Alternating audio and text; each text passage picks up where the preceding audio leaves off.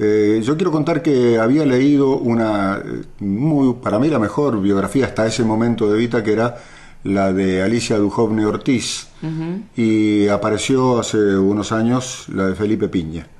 Sí. Y me cautivó. ¿Qué va a hacer? Así que decidimos llamarlo, él accedió a charlar con nosotros. Felipe, Miriam Arancibia, Silvia Fernández y yo te saludamos, te damos la bienvenida. ¿Qué tal? ¿Cómo les va? Buenas tardes. ¿Cómo andan? Buenas tardes. Escucho muy bajito, no sé si sí, me dicen que hay problemas de retorno, a ver si ahora podemos levantar un poco. Bárbaro. En 1952 yo nací. O sea que... No tuve la suerte de poder, digamos, conocer o convivir, o vivir sí. en carne propia lo que fue Eva para este país, para los cabecitas, para los militantes, para las mujeres. Pero vos fuiste militante después que creciste, Sí. Después que dejaste de ser bebé como ahora. Sigo siendo militante. Seguís siendo militante y algo de bebé tenés. Felipe, yo les decía aquí a las compañeras, a las chicas, que una de las características, porque es característica tuya, digamos, esto de que toda historia es la historia contemporánea, como decía Benedetto Croce, es traer a Evita hoy a la realidad argentina y ver qué quedó de la pelea de Evita contra la oligarquía, qué quedó en el camino y qué sigue estando hoy de esa pelea.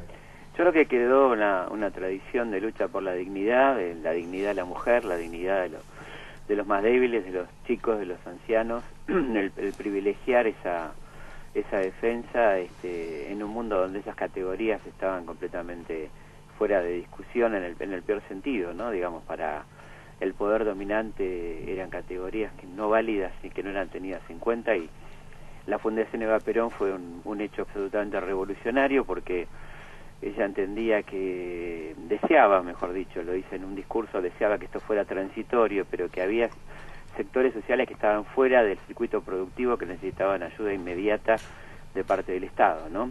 Entendía que las mejoras estaban llegando muy concretamente a partir del salario, de la incorporación del trabajo de mucha gente, pero que hay otros sectores postergados a los que había que ayudar inmediatamente, como eran las mujeres abandonadas, los chicos, los ancianos, y ahí se dirigió la acción de la Fundación, ¿no? Que fue ejemplar a nivel mundial, y que bueno, que no solamente tuvo presencia en Argentina, sino en varios países de América Latina e incluso en los Estados Unidos, lo que generó una queja del gobierno norteamericano cuando la Fundación Evita ayudó a los pobres de Nueva York, y el embajador norteamericano se quejó ante el gobierno argentino por lo que calificaba como un insulto que Argentina ayude a los Estados Unidos. Una intromisión, claro. Y Evita le contesta que donde haya un pobre y donde la fundación pueda estar, estará, sea el país que sea, ¿no? Así que bueno, esto tiene que ver con la instalación, digamos, de categorías, y hacer visible. Yo creo que Evita habla de hacer visible a los invisibles, ¿no? Ella fue una invisible y sufrió en carne propia esa invisibilización, digamos, la cosa de no querer registrar, de no querer ver, y bueno, hizo todo lo posible. Lamentablemente no le alcanzó la vida para hacer todo lo que ella quería, ¿no? Creo que una de los sufrimientos más grandes en sus últimos momentos era ese, ¿no? El que se iba sin completar su obra y sabiendo que las amenazas estaban rondando, ¿no? Y cuánta gente, como decía ella, estaba poniendo a enfriar el champán, ¿no? Para festejar su muerte. Sí, así como tantos estaban preparando los altares, que eran la mayoría, ¿no? Claro. Pero había una minoría que se estaba preparando para festejar porque reconocían en ella a un enemigo muy importante, ¿no? A eso íbamos. Sí. Vos sabés que cuando vos decís este incidente que tuvo la Argentina con la embajada norteamericana, y decías que ella hablaba de las necesidades, la frase de donde hay una necesidad hay un derecho, ¿es de ella? Sí, es una clase de ella, absolutamente parte de un discurso, y es una frase extraordinaria, ¿no? Sí, extraordinaria. Frase clarísima que habla de la nitidez. Son muy impresionantes los discursos de Evita cuando improvisa, particularmente, así como son muy interesantes sus clases en la Escuela Superior Peronista, donde habla de muchas cosas, incluso hay una clase muy interesante sobre marxismo. donde ella hace una crítica al marxismo desde un punto de vista muy interesante, que más que nada tiene que ver no tanto con lo teórico, donde también habla de Marx en una parte, yo lo pongo en el libro, pero sobre todo se refiere a lo que era los representantes del marxismo en Argentina en aquel momento, ¿no? Claro. Pero sus mejores momentos me parece que son cuando ella improvisa y cuando tiene una claridad conceptual absoluta y una llegada a la gente con una claridad y una convocatoria a la dignidad, ¿no? De lo que ella permanentemente, esto es muy frecuente en sus discursos, hablar de que su fundación ojalá dure el menor tiempo posible, ¿no? Que la gente pueda valerse por sí misma y que esto sea una cuestión pasajera nada más, ¿no? Pero además estos conceptos que luego se ven en los informes de la Libertadora, cuando ella habla del lujo, ¿no? De que los hogares de tránsito, los hogares de ancianos tienen que tener lujo y la gente merece absolutamente todo eso, y que después son duramente criticados por los informes de la Libertadora, la comisión que trata de encontrar corrupción en la fundación y que no pudo encontrar absolutamente nada, y donde una de las críticas es que los niños de los hogares de la fundación comían todos los días proteínas, ¿no? Carnes, pescado, pollo, y que eso era mal acostumbrarlos, ¿no? Esto decía la crítica de la comisión revisora de las cuentas de la Fundación Eva Perón. Felipe, además de esas críticas por ese rol social tan fuerte que cumplía Evita, ella también tuvo un rol político, digamos, al lado de ese jefe político del cual estaba. Sí, claro, claramente el rol que le asignó Perón, digamos, era la vinculación con el sindicalismo, ¿no? Ella era el vínculo, el nexo con el sindicalismo, por eso que la ubicación geográfica de la fundación, cuando se construye el nuevo edificio, está exactamente al lado de la CGT, ¿no? En Independencia y Paseo Colón, a una cuadra de la CGT, que era su lugar de acción, donde tenía una función fundamental, que era atender a los gremios y marcar la política gremial también del gobierno peronista, ¿no? Cuando vos hablas cuando te referías al marxismo, uno podría decir, usando esas categorías, que Evita tuvo conciencia de clase. Yo creo que sí, objetivamente, ¿no? Sí. La tuvo, sí, claramente. Yo creo que es muy interesante lo que decís, porque en una época uno de los errores que cometimos, me parece a mí, era el creer que solamente algunos teníamos conciencia de clase, claro, cuando los que padecían las injusticias no la podían tener por sí mismos, ¿no? Yo creo que Evita tuvo esa calidad de padecerlas y tener conciencia de clase, absolutamente, ¿no? Tiene una conciencia de lo que era su clase y la superación de eso a partir del trabajo, de la dignidad y de quién era el enemigo, sobre todo, ¿no? Claro. Y lo que iba a costar modificar el modelo. Esto aparece también muy claramente en sus discursos, ¿no? Ella no cree que la oligarquía se banque los cambios que se están haciendo en ese momento, que ella entiende que son revolucionarios para lo que la Argentina estaba acostumbrada a tolerar hasta ese momento, ¿no? Cualquier semejanza con la realidad actual no es casualidad, ¿no? No es pura coincidencia. No es pura coincidencia. No es pura coincidencia, porque es la misma oligarquía que ha evolucionado o involucionado, depende cómo lo querramos mirar, ¿no? Cuando uno escuchaba el otro día a Biolcati, estaba escuchando lo que pasa es que en aquella época no se animaban, ¿no? Digamos, Martínez Dios Padre, que va a dar un discurso en la rural, hay una foto maravillosa de Evita en el palco, la mirada que le cruza al tipo es algo extraordinario, ¿no? Hay miradas que matan. Sí, no se animaban, con ella no se animaban. O se animaban clandestinamente poniendo viva el cáncer. Sí, pero aún, por ejemplo, claro, se animaban, por supuesto, con toda esa cosa de la yegua y todas esas cosas que se decían, los chistes y bueno, y los brindis que, como dijimos, existieron en medio del inmenso dolor popular, ¿no?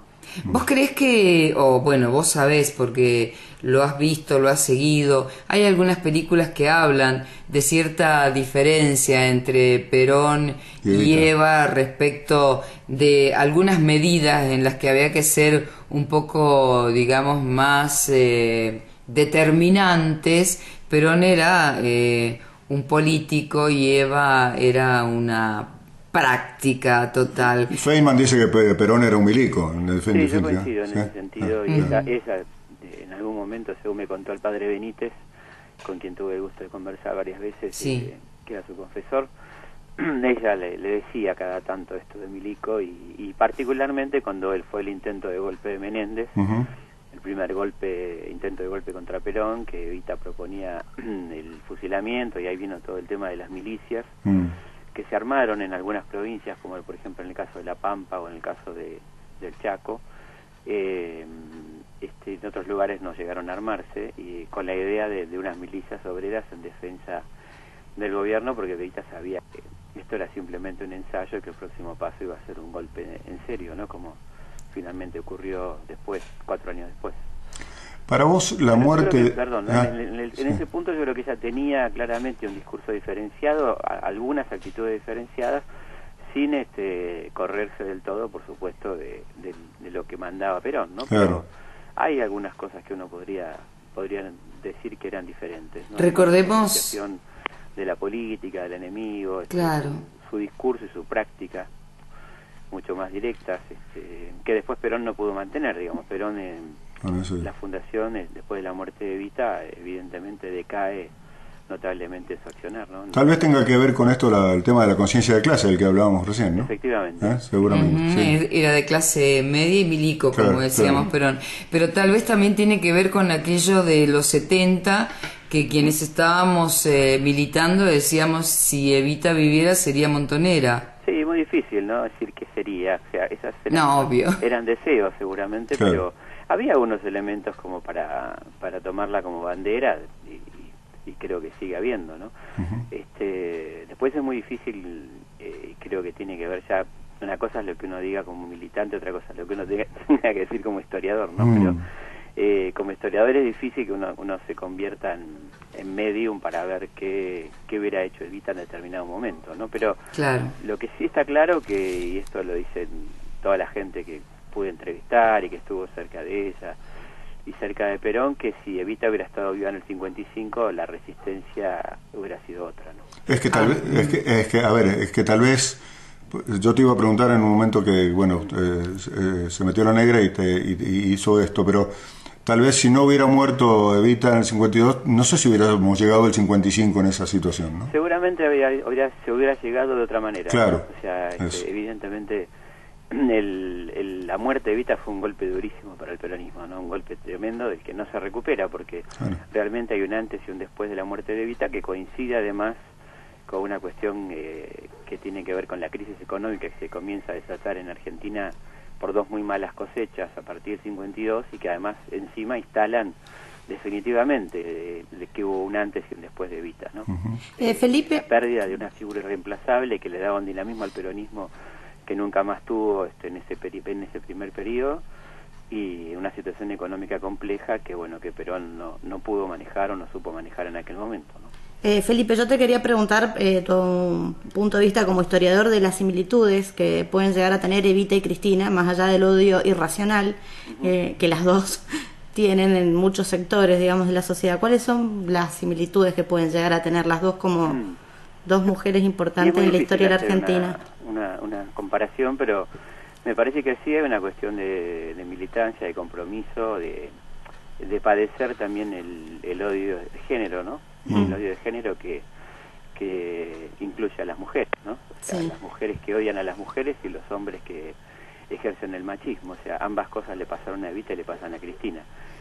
Es algo bastante curioso, este odio femenino hacia las figuras femeninas destacadas que se da también, ¿no? Sí. Además, estaba pensando, estaba pensando desde el peronismo, que uno ha vivido, que uno ha militado, el hecho de que la muerte ha golpeado al peronismo en situaciones muy fundamentales. La muerte de Eva, la muerte de Néstor, por ejemplo. Sí, es curioso, ¿no? Es una situación inversa, claramente inversa, ¿no? Porque había en los dos casos un liderazgo más fuerte en el caso de Néstor, un liderazgo más fuerte del que se va. En el caso de Evita, supuestamente el liderazgo de Perón quedaba, pero se estaba haciendo una figura completamente irreemplazable, ¿no? Así que sí, esas dos cosas jugaron momentos claves de ambos periodos, ¿no? Sin duda.